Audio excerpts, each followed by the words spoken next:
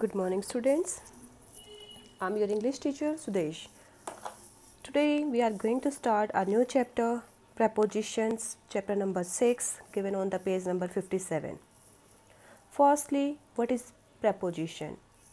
A preposition is a word used to link nouns, pronouns, or phrases to other words within a sentence.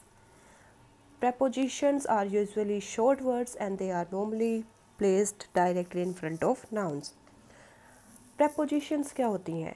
ये एक ऐसा word होता है जो link use किया जाता है लिंक करने के लिए नाउन्स, प्रोनाउन और फ्रेजेस को जो सेंटेंस में दूसरे वर्ड्स गिवन होते हैं उनके साथ. जो prepositions होती हैं वो शॉर्ट वर्ड्स होते हैं और they are normally placed directly in front of nouns और उनको नाउन से पहले यूज़ किया जाता है. See the examples. We woke up before sunrise. Sunrise is working here as the object, but this is the noun also. So before that we have used our preposition before. We often stroll along the beach. We often stroll along the beach. The beach is the noun phrase here, and along is the preposition that we have used before the noun phrase. She waved to him. Now him is the pronoun here and to is the preposition here. So these prepositions are used in these examples before the noun phrase and the pronoun. बेटा जो prepositions होती हैं हमारी that are one of the 8 parts of speech and it plays a vital role in forming relationship between words in a sentence. Without it, sentences become meaningless. From the examples, it will be very clear to you. See the examples with preposition or without preposition. With preposition, her mother is in the hospital. उसकी mummy hospital में है. This is conveying the correct sense. Fine. Without preposition, her mother is the hospital. उसकी mummy hospital है. Is it conveying the right sense here? I don't think. Why? उसकी mummy hospital कैसे हो सकती है? So with the preposition in, it is conveying its correct meaning, but without the preposition, the sense is not clear. And see the second one. With preposition, I am flying to London tomorrow. मैं कल London जा रहा हूँ. This is right, means it's conveying right sense. But without preposition, see, I am flying London tomorrow. Is it possible to fly London? Is London a kite? No. So how can we fly the London? Not possible, no? So without preposition, this sentence is not conveying its correct meaning. And but there is some important information regarding the prepositions. It means a preposition has no fixed meaning of its own. Prepositions का अपना कोई fixed meaning नहीं होता. In fact, its meaning is derived from the context in which it is used. इसका जो meaning होता है जिस context में इसको use किया जाता है उसके according वो बनता है या change होता रहता है.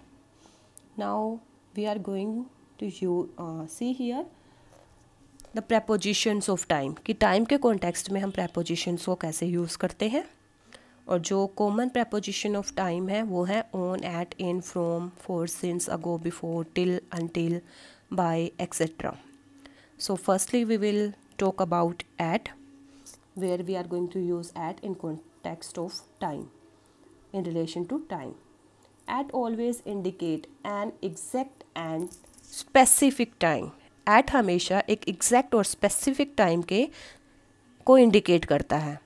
जैसे examples देखिए, I started working at 10 a.m. 10 a.m. is exact and specific time. The movie starts at 6 p.m. 6 p.m. is also the exact and specific time. The shop closes at 8:30 p.m. So 8:30 is also the exact and specific time. So before these we are going to use at. And there are some exceptional cases like at the weekend, at dawn, at night, at Christmas, at Easter, at the moment. Some more are here at Diwali, at Dashera. When these festivals are taken as the event, then we use at there. Fine. Now comes on. On को हम कहाँ पे use करते हैं? On generally indicates a fixed date or a day. जो on होता है वो नॉर्मली एक फिक्स डेट और डे के साथ यूज़ किया जाता है. I will see her on Friday. Friday क्या है? Day. So with it we are going to use on. He broke a record on Monday morning. So Monday is here, the day of the week. Don't think about morning क्योंकि Monday morning की बात की गई है, but we will consider Monday here. तो Monday क्या है? Day of the week. Morning को लेके कंफ्यूज नहीं होना क्योंकि नॉर्मली मॉर्निंग के साथ हम इनका यूज़ करते हैं, बट मंडे मॉर्निंग की बात की गई है. So what we will use here on. I have a meeting on 25 October. अब यहाँ पे डेट गिवन है, डेट के साथ में हम क्या यूज़ करेंगे? On. Now comes in. In generally indicates an indefinite and unspecific time of month, season, years, centuries, etc. इनका यूज़ हम indefinite और unspecific जो टाइम होता है मंथ्स का, सीजन्स का, ईयर का, उसके लिए इसको हम यूज़ करते हैं.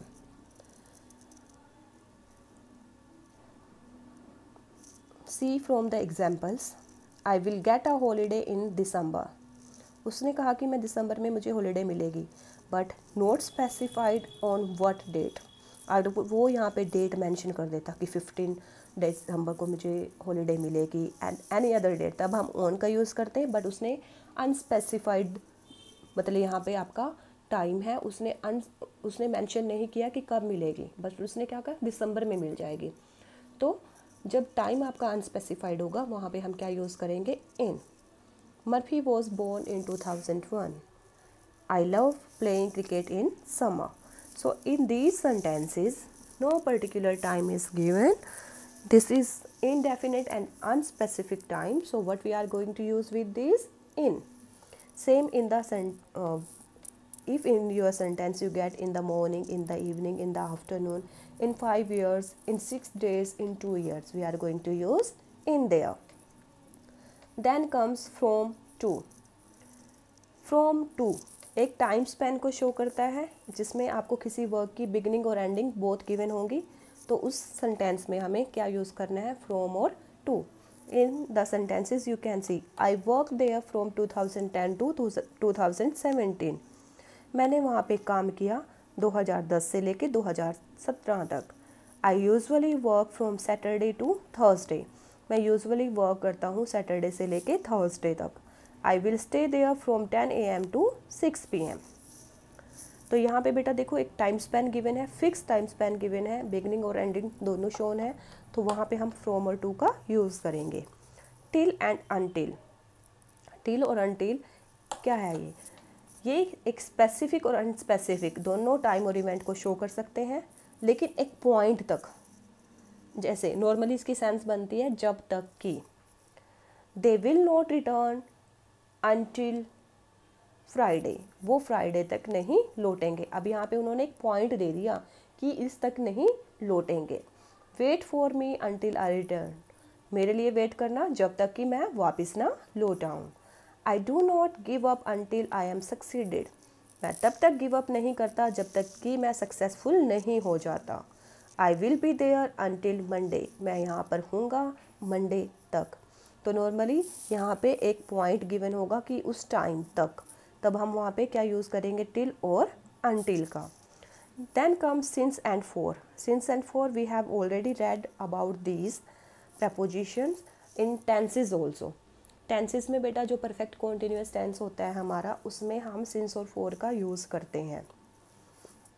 तो सिंस यूज़ किया जाता है पॉइंट ऑफ टाइम के लिए और फॉर यूज़ किया जाता है पीरियड ऑफ टाइम के लिए.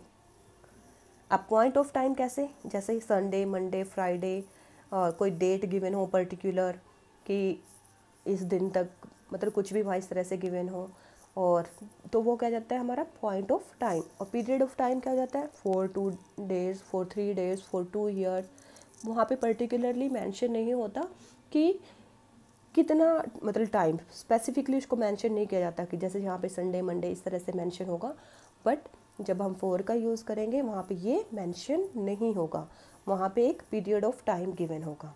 This will be clear from the examples. See from the since one बेटा, Anusha has been in the village since Sunday. Anusha village में है संडे से। He has been suffering from fever since Friday. Rohan and Sunil have been friends since childhood. Now see the examples of 4. He stayed there for 4 days. I will be staying there for 5 months. I will work with them for a year. He was standing there for a long time. See the difference in since and for examples. Since वाले जो examples हैं उनमें एक particular time given है, ठीक है, Sunday, Friday, childhood. But जो 4 वाले हैं उसमें एक ड्यूरेशन गिवन है, तो वहाँ पे आपको देखना पड़ेगा सेंटेंस में accordingly, then you will use. Then comes before. Before prior to, पहले, जो पहले की सेंस बनेगी तब हम क्या यूज़ करेंगे before. Rubal was very nervous before the interview. Rubal बहुत ही ज़्यादा नर्वस था इंटरव्यू से पहले। I want to leave before lunch, मैं लंच से पहले जाना चाहता हूँ। These batsman should not get out before the tea break. Before going close all the windows. Now comes after. After is opposite in the meaning of before. After का meaning होता है बाद में, तो जहाँ पे आपकी सेंस बन रही है बाद की, हम आफ्टर का यूज़ वहाँ पे करते हैं।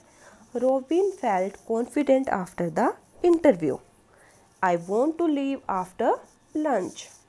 After playing football we went home. Fine, I hope the difference between before and after is clear. Then comes during. During indicates a period of time throughout the course or duration of any event or action. During means दौरान, किसी भी जो हमारा action है जो या कोई full course कोई काम चल रहा है उसके दौरान की बात की जाएगी। जैसे Romi was sleeping during the film. जब फिल्म चल रही थी रोमी क्या कर रहा था, स्लीप कर रहा था। कब, जब फिल्म चल रही थी, रन कर रही थी वो। They don't talk during dinner. Dinner के दौरान वो बात नहीं करते। I don't usually smoke during office time. Office time के दौरान मैं स्मोक नहीं करता। Then comes by. By means within the extent और पीरियड ऑफ ड्यूरिंग समथिंग, कि किस सीमा तक आप किस काम को कर सकते हो। एक्सटेंट सीमा तक, पीरियड ऑफ ड्यूरिंग समथिंग मतलब किस टाइम तक आप उस काम को करोगे। I will complete the assignment by Sunday. मैं संडे तक ये काम कंप्लीट कर लूँगा। I will return you this book by 6 PM। He will return by 6 PM। I will submit the list by 11 AM। Means आपको वहाँ पे एक वो लिमिट दे देगा, लिमिटेशन कि इस टाइम तक मैं ये काम कर लूँगा, तब हम वहाँ पे क्या यूज़ करेंगे, by. I hope this is clear. This is about the prepositions of time.